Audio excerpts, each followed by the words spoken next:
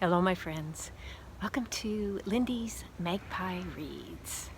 This is a place where I talk about books. So I have finished 8 books in the past week. Plus, I got partway through one and gave up on it. I'm going to talk about that DNF as well. Before I get to the books, though, my personal news is we've got an exciting dinner party coming up. We're hosting a beet feast. And this is how it came about. A few months ago, 3 couples got together and we started talking about borscht and came up with the idea to have a borscht off, where each couple would bring a pot of borscht and we would compare the beet soup recipes. Well, many things have come up in the meantime, and we're finally scheduling the beet feast, except we have changed that plan slightly. Not so overboard on the borscht. It is summer, don't need so much soup. So one couple is still bringing borscht, and another couple is bringing a roasted beet salad, and I'm making an appetizer with beets and dessert with beets. So the appetizer is fresh local baguettes with fresh local cheese. This is a soft cheese made here on Vancouver Island by Little Qualicum, and it's a lot like cream cheese. And last week I pickled some beets, and we'll have those sliced together with the cheese on bread. And so dessert is a chocolate cake with pureed cooked beets in it, and ice cream that I made that is colored pink with powdered beets. It also has blackberry jam in it and some orange extract that I made. So blackberry orange ice cream, and I've made some chocolate ice cream as well. So that is the menu for tonight. I'm really looking forward to it. Okay, on to the books. So the one that I did not finish is The Extinction of Irena Rey by Jennifer Croft. I was listening to the audiobook that's read by Rebecca Lowman. Nothing wrong with the audiobook narration, but this is such a strange story. It's absurdist, and I could tell that there were themes of climate change and environmental devastation going on, but it's this group of translators, and I was 4.5 hours in when this is the line. I couldn't figure out if the insanity of it outweighed the literary value of it. And yes, that's exactly the problem. So there were another 7.5 hours to go in this audiobook, and I decided, no, not for me. Okay, on to the books that I did finish, and 7 of these are in graphic format, so some graphic memoirs and some graphic novels, and most of them I had digital copies, so I'm not going to be able to show you them physically here, but I will pop in some images. And the final book, the one that I'm saving for last, is an audiobook memoir. So first off, this is a book from Spain called Ashes. It's by Álvaro Ortiz, and it is translated by Eva Ibarzabal. I was able to access it on Hoopla, as it was and that's the same for most of the other digital comics that I'm going to be talking about today. But the reason that I heard about it is because it's on a short list, actually 2 different short lists for the Eisner Awards. It's in the Best graphic album category and also Best US Edition of International Material. So this is a story of a road trip like no other. So this is the first scene. Barely 2 hours in the car and you're starting to get on my nerves.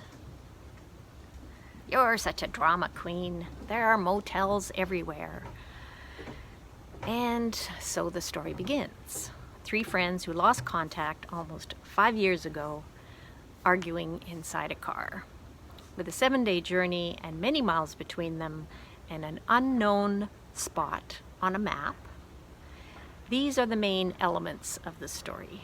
But then there are a few other details, such as lies, death, goons with cowboy hats, a sailor and his daughter, fires, and a monkey.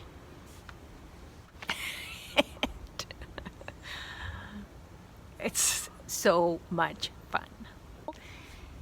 The next is a queer, all-ages graphic novel with fantasy and science fiction elements, and it's from Indonesia. It's written by a pair of Indonesian-American twins, Jess Wibowo and Sin Wibowo. And it's about a boy who was found alone on a planet and adopted.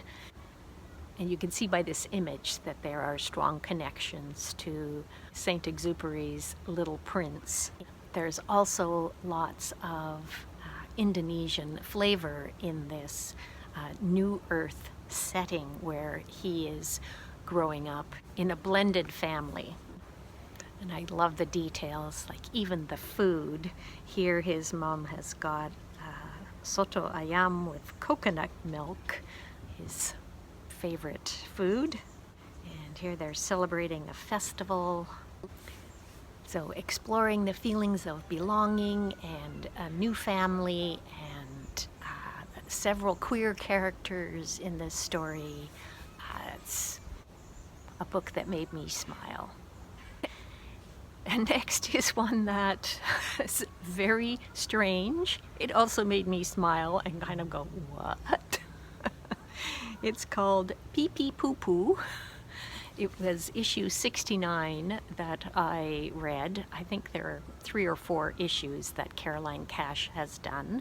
She's an American cartoonist based in Chicago. And I picked this up because it was on the Eisner Best Limited Series shortlist. So this is paying homage to queer underground comics, and there are several episodes in this collection that's about 28 pages long. The first episode is Art School Confidential, and I'll read you a bit. They thought I was in art school to get the skills needed to have a career in the visual arts field. Little did they know, I was there to witness the continuance of the scam of the century. And a bit later, today you quickly learn that there are no art world jobs that actually pay a living wage. There are 2 reasons to go to art school. 1, bragging rights. 2, easy access to drugs. Unfortunately, not all the drugs are high quality. This should kick in soon. It's been 3 hours. And believe me, the good drugs are real trouble. If you aren't careful, you might have an acid epiphany and realize what a racket art school is. Lots of tongue-in-cheek humor there and homage to other works of art, like this opening page has got the signature of Duchamp right there on the toilet, and that's the artist who's trapped in the bathroom mirror. Yeah. Did I mention bathroom humor? Well, it's a real poo-poo pee-pee world out there. Next up, I have two very serious graphic memoirs, and these really affected me emotionally. They are both residential school memoirs from survivors from Canada's far north. First off, Mangilaluk is by Bernard Andreason, and he is the same age as I am, and he was 9 when he was sent to residential school. When he was 11, he and 2 other boys ran away because of the treatment they were receiving there, and because they were scared of being punished for something that they'd done. And he was the only survivor of walking cross-country from Inuvik to Tuktoyaktuk. So that's about 130 kilometers.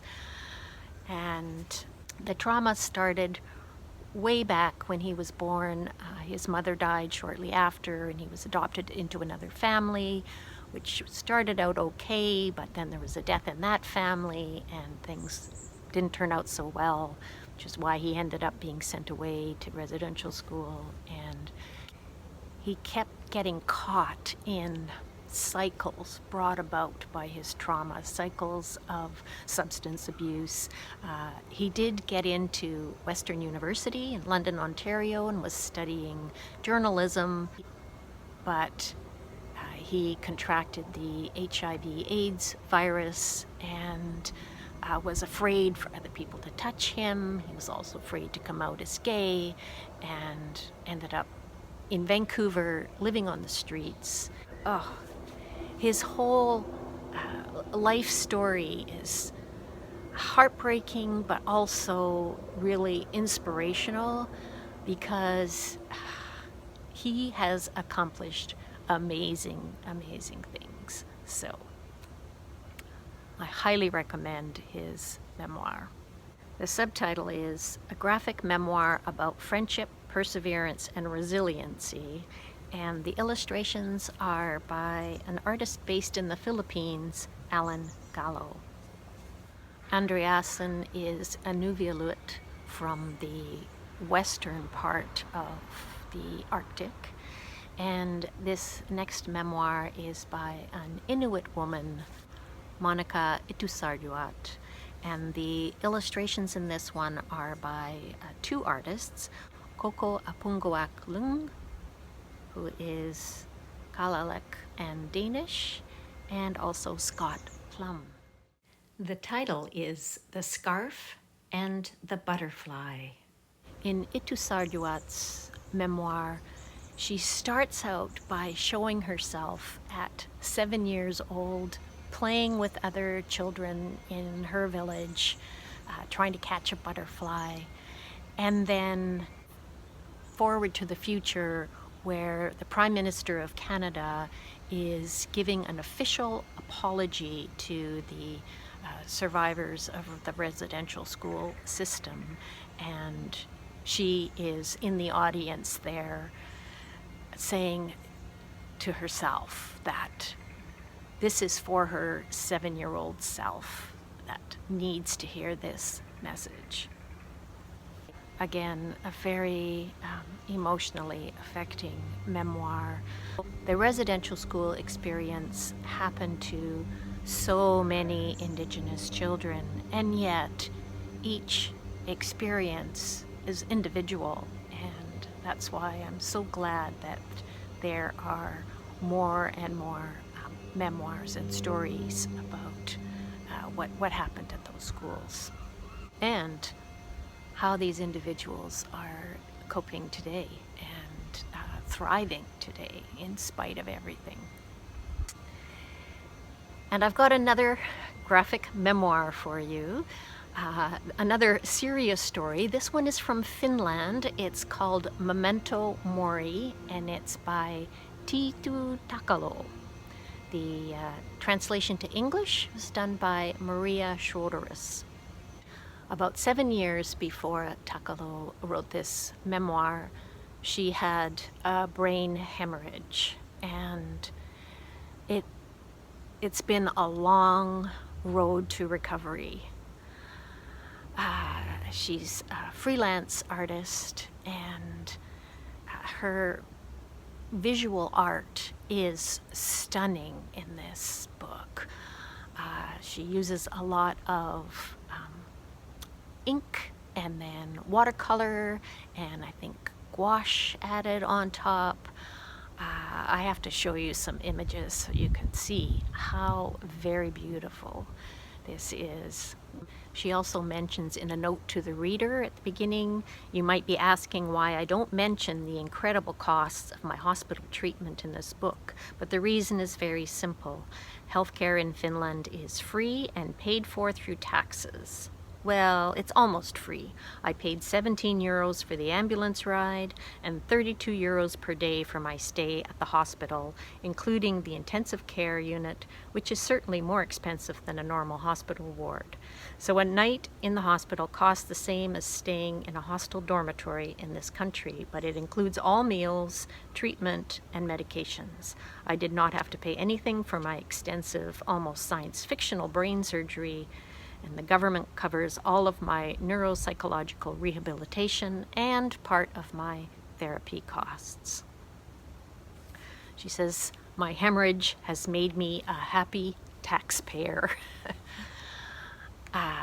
There's a lot about mental health in here as well, because before the brain hemorrhage, she had had some experience with going through depression.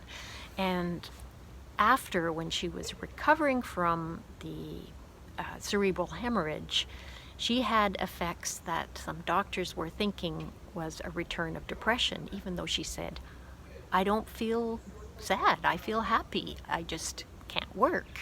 And this was tied into the recovery process. So there's certainly some bumps along the way dealing with healthcare professionals in her hometown of Tampere in Finland. But yes, obviously a good outcome because she's written this memoir. And I picked it up because it's on the Eisner shortlist for graphic memoirs. So I've read all 6 of them now, and I would recommend any of them. I'm going to link the list down below, or you can find all of the Eisner Award nominations through the link below. But I'm really glad that I'm not a judge on this, because these, you won't go wrong with any of these memoirs. And I think my very favorite, though, is The Talk by Darren Bell. So I did talk about that one in a different video. Let me know in the comments down below if you are a fan of graphic memoir. This next book is also from Finland. It's called Single Mothering by Anna Harmala, and it is very much autobiographical, but it's not a memoir. Anna has used a character named Mia to represent herself. She has a lot of humor, and there's a lot of rage in here as well. It's written in a series of short panels. Her partner left her right after their baby was born, and there's so many well-meaning people who come up and say things to her that can really get her goat, maybe is the way to say it. So on this page, for example, you are so strong and capable doing all this on your own. And she says, I'm actually lazy and an expert at dodging responsibility. I just don't have the option to be my true self at the moment. Here's the opening scene. It's wordless. We see the father of her child has decided to leave. bust out of the relationship. She does find community with other single parents. Here she's arriving for the first time. Is this where you get drunk and complain about your ex? Oh, darling, you're 3 years early. Okay, on to the final book, the best book of the bunch, and this is a great bunch, as you can tell, but the very best one is the audio edition of Tove Ditlevsen's Copenhagen Trilogy. So 3 memoirs that are bound together. They are childhood, youth, and dependency. The first 2 were translated by Tina Nunnally, and the last one by Michael Favala Goldman. And the audiobook is read by Stina Vintlev. I was mesmerized by the author's voice here. She's mostly looking at her life from a child's point of view. Well, the age that she is. The first volume is childhood, and she says things like, childhood is long and narrow like a coffin, and you can't get out of it on your own. And when she was in grade 2, she said, I want so badly to write down the words, but where in the world would I hide such papers? Even my parents don't have a drawer that can be locked. Which reminded me of that Italian novel, Forbidden Notebook by Alba de Cespedes. Ditlevsen knows that she wants to be a writer. She wants to move up out of the lower class family that she grew up in. She has various strange experiences with her early employment. She ends up with 4 different husbands, several children.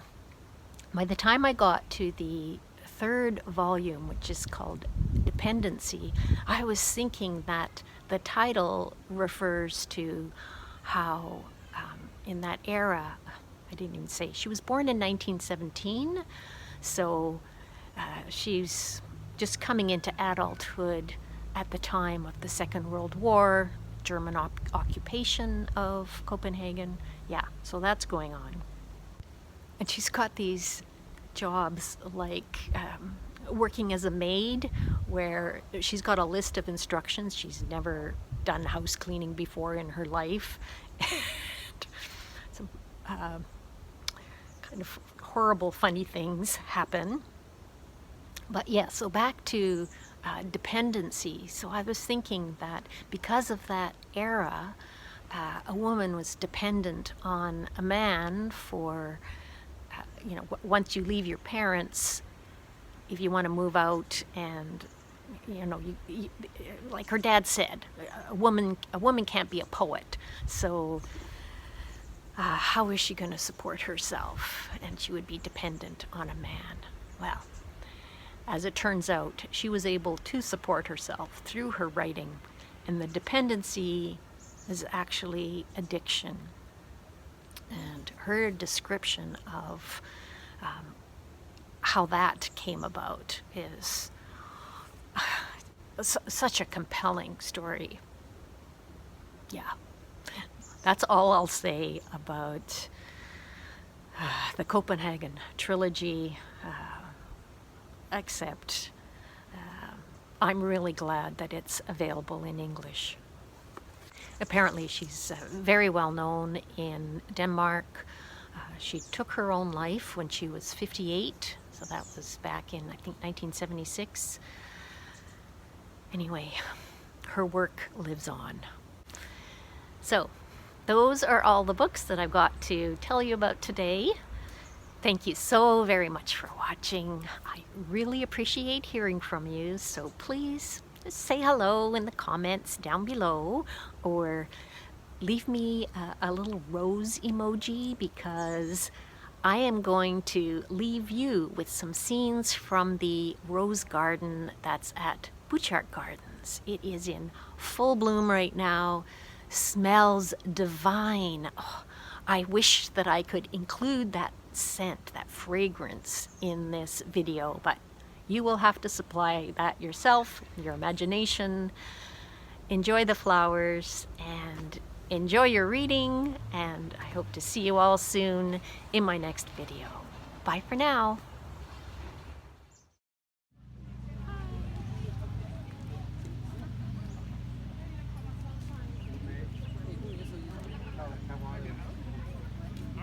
I saw it. I go 5 This is called the fragrant plum.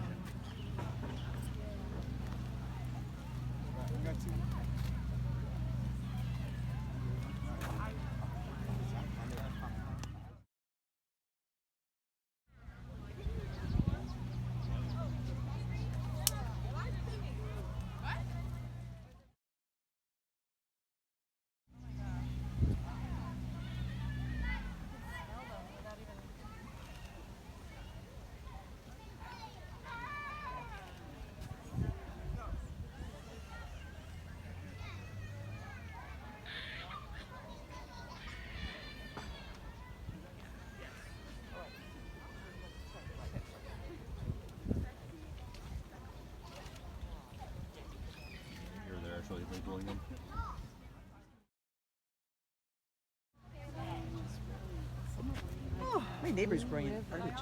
That's so cool. Yeah. They're really good.